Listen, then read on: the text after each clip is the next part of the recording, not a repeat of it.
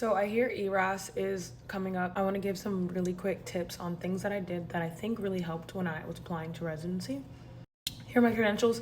I'm Erica. I'm a dermatology resident physician, and I matched at my #1 choice program. But at the same time, take it with a grain of salt because I know this is like the last week, and like the biggest tip of it all is don't continue to change your application. Like you've looked at it multiple times, like don't perseverate over it.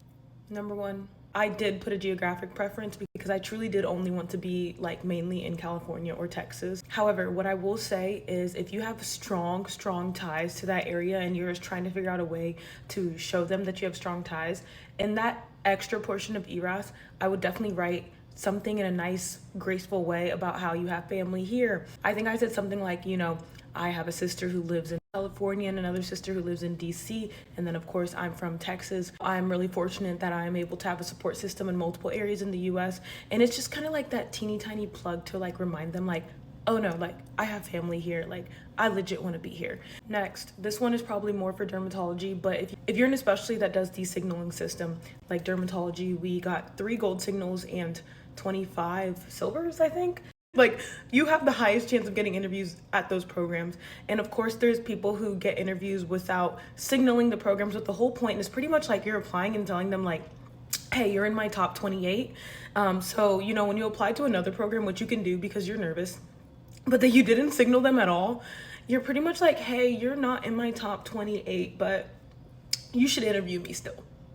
Like the odds are so slim. So what I'm trying to get at with this is be very strategic about what programs you're signaling, because essentially those are the programs that you have a chance at getting an interview at. Really give it your best chance on the programs that location wise you actually want to live in, and then also like programs that fit your mission. Another thing is like really capitalize on the part in ERAS that like talks about your publications or research. Like they have so many breakdowns of like peer reviewed, non-peer reviewed, just articles, posters, whatever. Like although you might be scared because you don't feel like you have a lot of research opportunities, the way they break it down, you literally have a lot that you can put. Just go back and double check that you've actually covered everything and you're not like short-sighting yourself and you actually have more than what you think.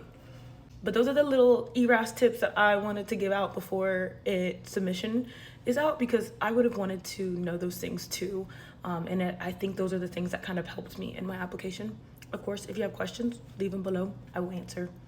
All right, bye.